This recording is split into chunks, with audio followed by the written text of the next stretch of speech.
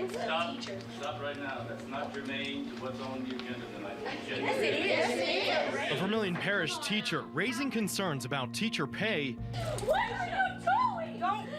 Removed from a school board meeting and arrested. Stop resisting. I am not. You just pushed me to the floor. Hold on. I am way smaller than you. She's no longer facing charges, but some are standing by her arrest. He did exactly what he was hired to do. She's the one that made the choices that got her arrested. While others are outraged. It's pitiful. This is really, really a pitiful situation. What happened here tonight, the way that females are treated in Vermilion Parish. Now, our investigative team is getting answers about the concerns that led to her arrest. We have team coverage right now on KATC.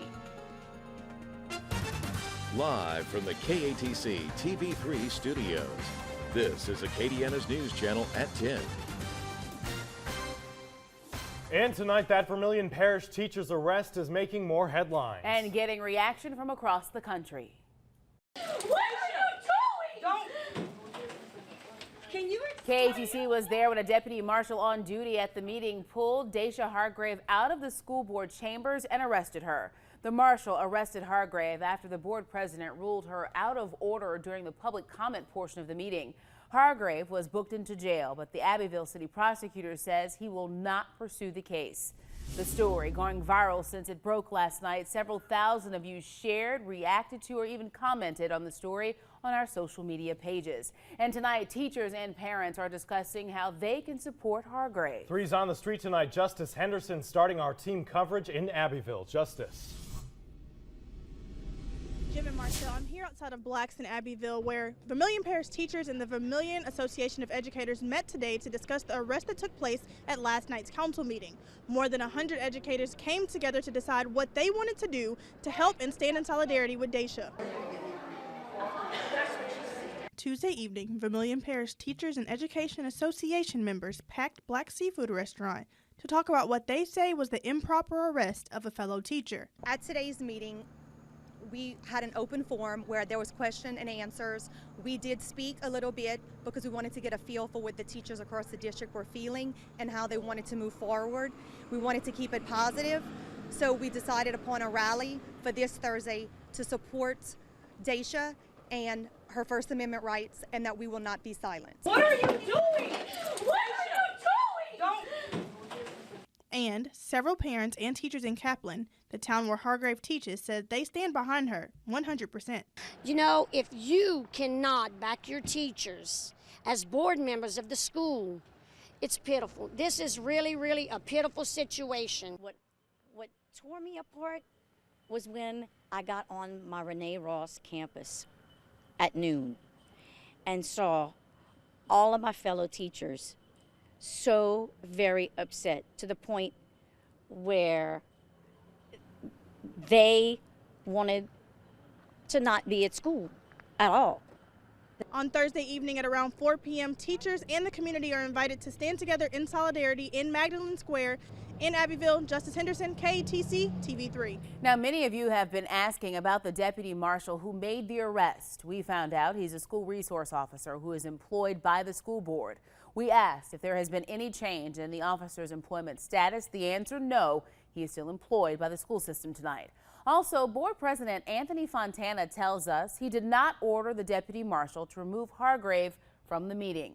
And while Fontana says he fully supports the deputy marshal's decision, not everyone on the board agrees. And this isn't the only issue where board members don't see eye to eye. Valerie Poncetti continues our team coverage. I've been on the school board for some 27 years, and I've never experienced what I experienced last night. One of the important issues about this whole thing is that I think it was all set up. The other 4 board members, it's now 3, have been committed to getting rid of the superintendent. School board member Kibby Pelet also acknowledged a separation among the board members. He didn't say he wanted the superintendent out, but says he and some of the other board members' votes wouldn't have mattered anyway. We're like the stepchildren on the board. We don't have a vote. And it's been that way since Mr. Herpin, who was the other member that voted with us, died.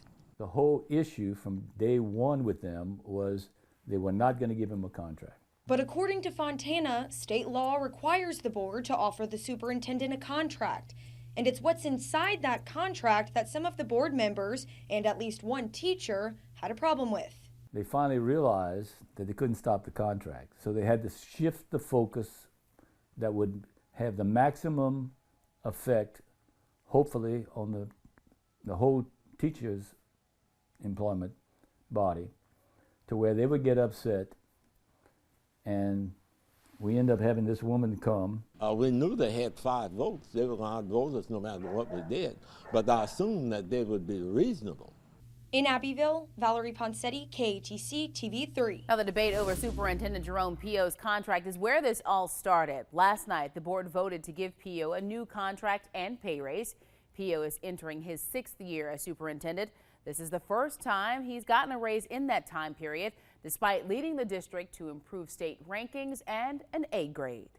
When I started, our district was ranked right at number 17 out of the 69. Over the course of several years, we have improved to where we're now ranked number 6.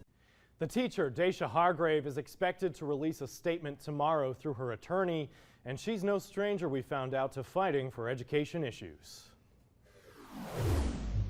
Daisha Hargrave teaches English at Rene Rost Middle School, where she was named the 2015-2016 Teacher of the Year. The school's website describing her as a passionate education advocate who has given her voice for many of those she works with. It's not an increase, it is just something for us to stay current with other parishes. We spoke with Hargrave last year as she campaigned in favor of a property tax renewal to fund teacher salaries. Some of our salary goes directly back to these students, not just to pay our bills.